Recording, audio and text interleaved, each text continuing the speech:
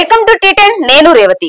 SC ఉపవర్గీకరణ అధికారాన్ని రాష్ట్రాలకు కట్టబెడుతూ August 1న supreme court ఇచ్చిన సంచలన తీర్పు కేంద్రాన్ని బీజేపీని సందిగ్ధంలో పడేసింది.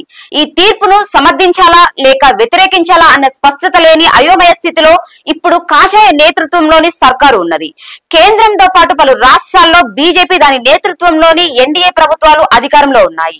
అయితే ఆగస్టు 1న సుప్రీంకోర్టు ఎస్సీ ఉపవర్గీకరణ విషయంలో రాష్ట్రాలకు అధికారాన్ని కట్టబెట్టే విషయంలో ఆ పార్టీ ఇప్పటి వరకు మాట్లాడలేదు. దీంతో ఈ విషయంలో తొందరపడొద్దని ఆచితూచి వ్యవహరించాలనే విధానంలో బీజేపీ ఉన్నట్లు కనిపిస్తున్నదని రాజకీయ విశ్లేషకులు చెబుతున్నారు.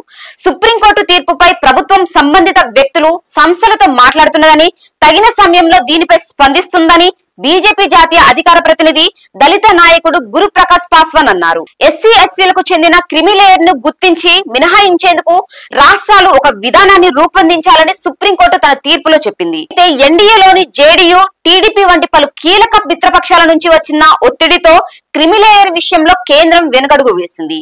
క్రిమిలేయర్ ను అమలు చేయబోమని స్పష్టతనిచ్చింది. ఎస్సీల వర్గీకరణ విషయంలో రాష్ట్రాలకు అధికారాన్ని కట్టబెట్టే విషయంపై కేంద్రం ఇప్పటి వరకు తన వైఖరిని తెలియజేయలేదు. అయితే ఈ విషయంలో కేంద్రంలో అధికారంలో ఉన్న ఎన్డీఏ కూటమిలోని పార్టీలు మాత్రం భిన్నాభిప్రాయాలను వ్యక్తం చేస్తున్నాయి. సుప్రీంకోర్టు తీర్పును టీడీపీ, జేడీయూలు సమర్థించగా ఎల్డీపీ పార్టీ మాత్రం దానిని వ్యతిరేకిస్తున్నది. ఇటు మోడీ 2.0 సర్కార్ కూడా ఎస్సీలలో అసమానతల విషయమై కేబినెట్ సెక్రటరీ నేతృత్వంలో ఒక ఉన్నత స్థాయి కమిటీని ఈ ఏడాది జనవరిలో ఏర్పాటు చేసింది. అయితే తెలంగాణతో పాటు ఏపీలో గణనీయమైన సంఖ్యలో ఉన్న మాదిగ ఓటు బ్యాంకును ప్రసన్నం చేయకపోవడానికే బీజేపీ ఈ ఎత్తుగడను వేసిందని రాజకీయ విశ్లేషకులు చెబుతున్నారు. ఇటు బీజేపీలోనే ఏకాభిప్రాయం లేదని పలువురు నేతలు అభిప్రాయాలు వెల్లడిస్తున్నారని విశ్వసనీయంగా తెలుస్తున్నది. హర్యానా, జమ్మూ కాశ్మీర్లలో సెప్టెంబర్, అక్టోబర్ నెలల్లో షెడ్యూల్ ప్రకారం ఎన్నికలు జరగనున్నాయి.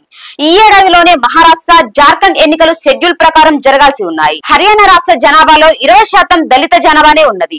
ఇటు మహారాష్ట్ర, జార్ఖండ్లలోనూ గణనీయమైన సంఖ్యలో దళితులు, ఆదివాసీలు ఉన్నారు. దీంతో సుప్రీంకోర్టుపై ఎటూ తేల్చుకోలేని సంకట స్థితి బీజేపీకి నెలకొన్నదని రాజకీయ విశ్లేషకులు చెబుతున్నారు.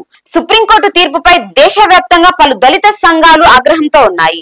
తీర్పును పునఃపరిశీలించాలంటూ సర్వోన్నత న్యాయస్థానాన్ని ఆశ్రయించాలనే ఆలోచనలను సదరు సంఘాలు చేస్తున్నాయి.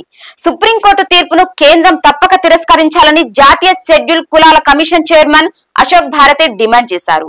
ఈ విషయంలో ఆందోళనను మరింత తీవ్రతరం చేస్తామని అన్నారు. హర్యానా, ఇతర రాష్ట్రాల్లో బీజేపీకి ఎన్నికల్లో ఎదురు దెబ్బలు తగులుతాయి. ప్రధానమంత్రి కార్యాలయంకు మెమోరాండం ను అందించాం. త్వరలోనే మేము సుప్రీంకోర్టును ఆశ్రయించి రివ్యూ పిటిషన్ వేస్తామని ఆయన అన్నారు. కాగా ఇటీవల దళిత, ఆదివాసీ సంస్థలు పిలుపునిచ్చిన దేశవ్యాప్త ఆందోళనలకు Congress, RJD, BSc, NDA మిత్రపక్షం, AJP వంటి ప్రతిపక్షాలు, పార్టీలు మద్దతునిచ్చాయి. ఇది ఇవాల్టి న్యూస్. చూస్తూనే ఉండండి టీ10.